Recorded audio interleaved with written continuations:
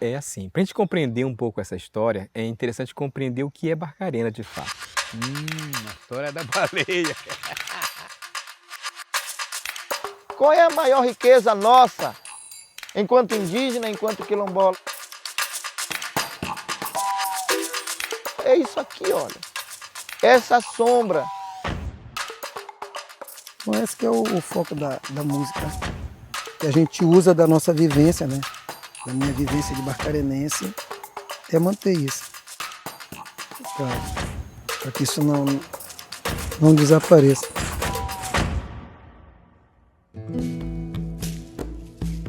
Então, o que nós chamamos hoje de Barcarena não existia até os anos 60. Então, o que existia em Barcarena é a Vila de São Francisco, que é um pedaço aqui da cidade. Isso aqui foi uma colônia jesuítica, fundada no século XVII. Né? Então, era aqui em torno desse local, que é a Vila de São Francisco, que fica aqui próximo, e esse lado daqui.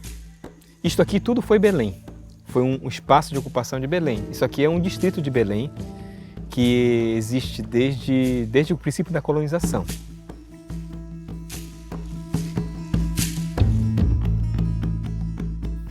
Então, quando Francisco Pimenta, em 1709, Francisco Pimenta foi o fazendeiro que, ao ir embora para Portugal, ele doa as suas terras para os jesuítas. E no mapa está lá que o confinante dessas terras éramos nós, terreno São Lourenço. Então é um quadrado, lá está escrito Terras de São Lourenço. Então é o nosso terreno, que margeia este rio aqui, que é o rio Murucupi.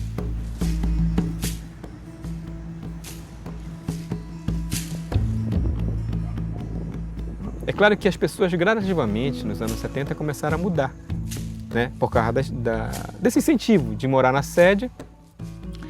E o que era, por exemplo, Barcarena aqui, passou a ser chamado de Vila de São Francisco. Antes chamava São Francisco Xavier de Barcarena. Depois, agora, só fala São Francisco.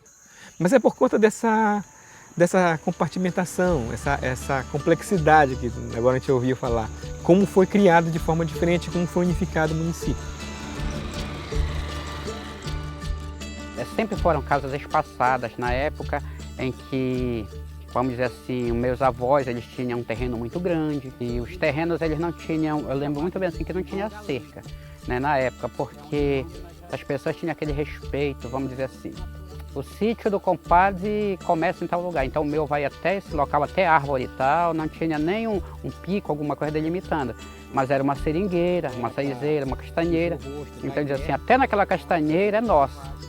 Agora, daquela castanheira para lá, já é do compadre fulano de tal, então ninguém pode pegar. Então, existe esse respeito, né? Isso nossos avós, nossos pais nos repassaram. Quer dizer, só pode pegar o que está dentro do nosso quintal. Está caindo. Ai,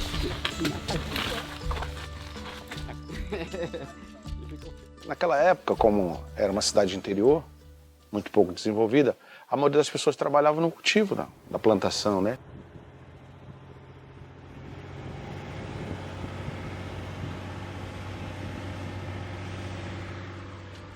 Olha, eu fui um pescador. Eu não fui pescador de mar, assim, né? Muito fora, muito longe.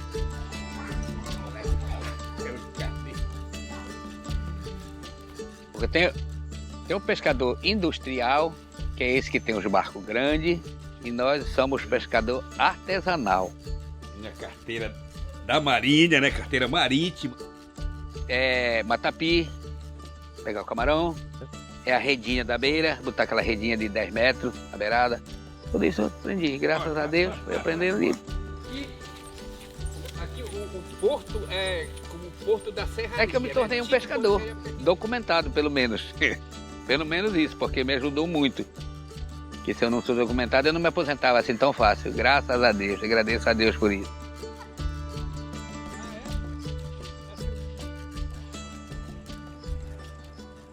A gente acordava cedo e meu pai já chamava, bora pescar, a gente tinha que ir. Com aquele frio da madrugada, a gente tinha que ir, né? Para pegar o peixe, para a gente comer, para levar para o sítio, para a roça, para a gente trabalhar.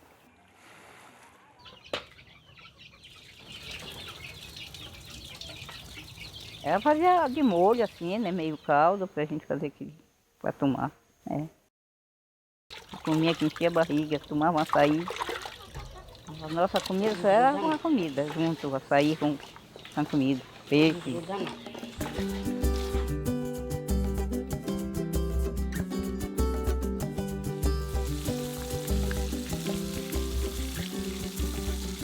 Fazer comida de roça, fazer comida maniçoba, tacacá, fazer algumas coisas que são típicas da nossa região e que tem essa coisa do costume ancestral, né? Eu lembro que meu pai e minha mãe ainda estavam vivos, assim, trabalhavam muito mesmo na agricultura. Na verdade, na minha região, todo mundo fazia farinha.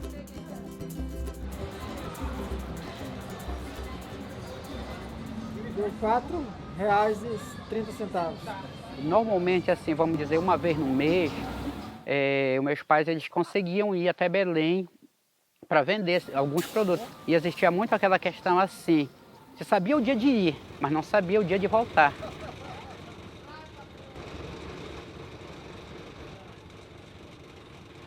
Os meus pais sempre diziam assim, que o patrimônio mais precioso, isso é uma fala constante dele, embora ele fosse analfabeto, mas eles pregavam muito para a gente a necessidade do estudo. Então eles sempre diziam, a herança que eu posso deixar para vocês é o estudo. Nós vivemos numa fase que todo mundo estava começando a descobrir a oportunidade de emprego e a sala de aula era um caminho.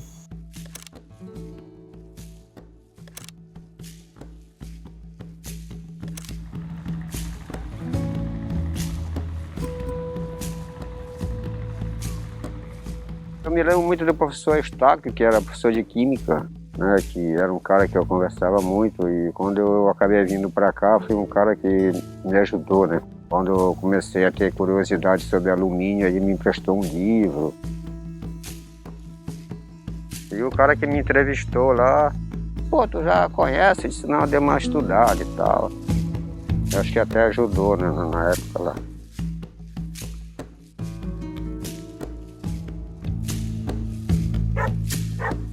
Profissão de professor, eu acho que eu não poderia ter escolhido algo melhor. Se eu pudesse voltar a ter 15 anos de idade, eu seria professor de novo.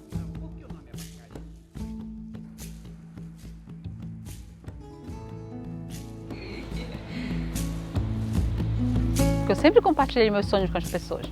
Eu sempre chamei alguém e disse, olha, tá vendo essa história aqui? Um dia vai virar livro, olha.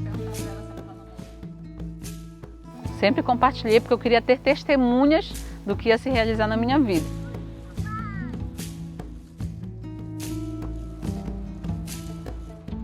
Eu resolvi que eu ia ficar muito bom de guitarra. Comprei uma guitarra do Mestre Vieira.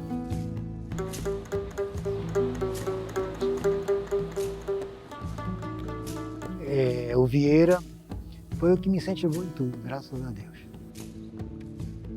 Eu só cantava, falei, não, vou aprender isso aí. Vou aprender o violão. Aí foi que fui aprendendo, na época a gente não tinha internet, não tinha... Eu fui com a revistinha, só na revistinha mesmo. Eu aprendi a tocar violão só eu, ninguém me ensinou, força de vontade mesmo, tá? Para escama o peixe, bota logo pra fritar. Olha o cheiro da fumaça, eu já vou saborear. Tem o sal e a pimenta e um pouco de tucupi. Mas o teba de gostoso, peixe frito com açaí. Peixe frito com açaí, venha logo degustar. Vem provar essa delícia do estado do Pará. Peixe frito com açaí. Aqui é a foto original. E com o Mestre Vieira também eu aprendi o seguinte, que ele falou um dia para mim assim: nós artistas, nós somos a alegria do nosso município, nós somos a alegria do nosso lugar. Entendeu? Então a mesma coisa vai ser contigo. Alguém vai falar de ti, alguém vai falar, olha, eu conheci ele, vi. Eu gosto tanto daqui, do sabor do açaí, da bacabe o tacacá. No Pará tem o paçoca, tem beijo de tapioca, tem pupunha biribá. Minha mãe sempre foi falar assim, olha, para viver honestamente, se for preciso vender bala, banana, qualquer coisa, honestamente, trabalho, vale qualquer tipo de trabalho honesto.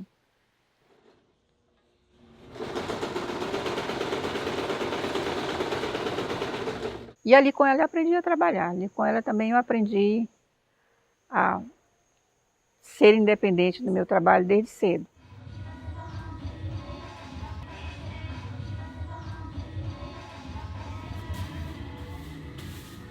A mãe era uma pessoa, não sei nem como dizer como é que era minha mãe, porque minha mãe era uma pessoa de muita utilidade na comunidade. Ela partejava pessoas, né, mulheres. Naquele tempo que ou se fazia ou não se fazia. Precisava de pessoas desse tipo, de coragem para assumir essa atividade na comunidade. Que a base de tudo é a base familiar. E isso eu herdei muito dos meus pais, da minha mãe. E que sempre eu falo para os meus filhos, para as pessoas, né? Os amigos verdadeiros nossos são nossos pais. Nunca abandone os seus pais por qualquer motivo.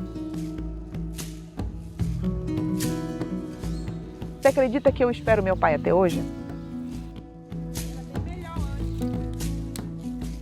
Sabe por quê? Porque eu não vi que ele morreu. Eu não fui no sepultamento dele. Então, para mim, dentro de mim, assim, meu pai está fazendo uma grande viagem. Que um dia ele vai voltar. Ela tinha intuição, sabe, minha irmã? A gente estava junto assim, ela dizia assim, bora sair daqui. Por que é isso? Não, bora sair daqui. Ela avisava a gente de muitas coisas. Só que quando ela falava alguma coisa, eu tinha medo. Eu já cuidava de sair de perto. Aí a mamãe chamava a rezadeira. Olha, a minha filha não está bem. Chama a rezadeira. A mulher vinha, rezava. Porque dizia que ela pegava santo, minha irmã.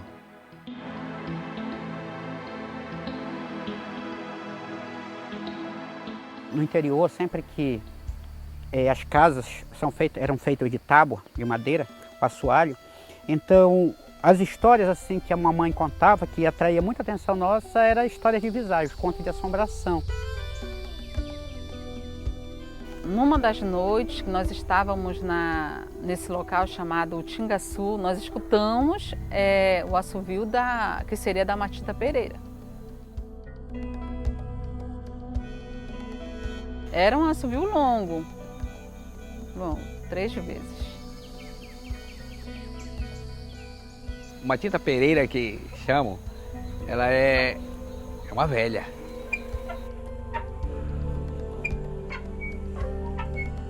Aí nas noites escuras, ela se transforma na bruxa e anda. E ela pergunta, quem quer, quem quer? Quem quer, quem quer?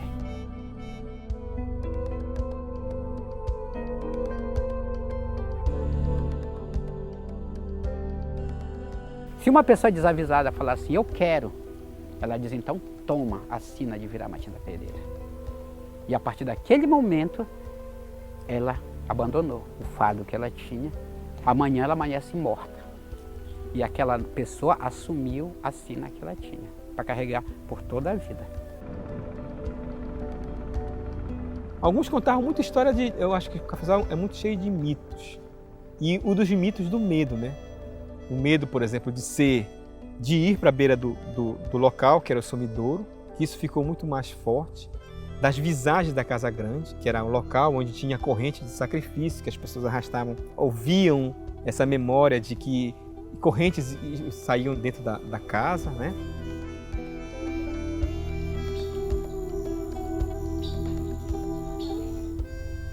Conversa de pescador, como diz a história do cara.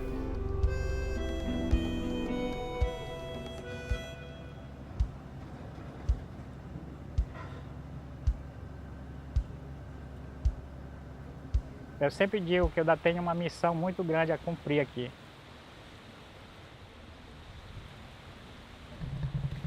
Por aqui.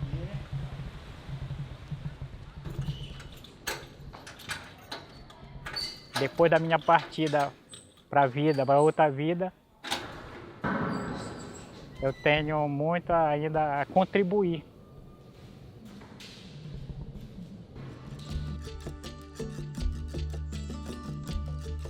Mas se a gente puder ajudar, sem estar pensando em retribuição, um dia nós vamos receber de Deus a graça.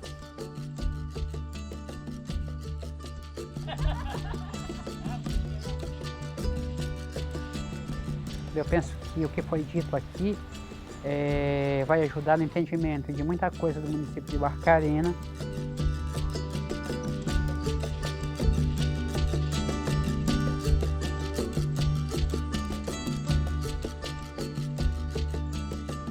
Eu estou vindo, na verdade, para contar essa história, eu não diria nem assim como um historiador, alguma coisa, mas como um morador do Curuperé, a Vila do Conde. Poder contar um pouco da trajetória de vida, não somente minha, mas do meu povo, né, que é o povo Mortigura, é o povo da Vila do Conde, é o povo do Curuperé, é o povo da montanha. Eu sou barcarenense até depois da morte, porque eu vou deixar uma história e vão lembrar de mim, pela minha música, o trabalho que eu deixei. Então eu penso isso. Sou barcarenense até depois da morte. Obrigado, meu Brasil.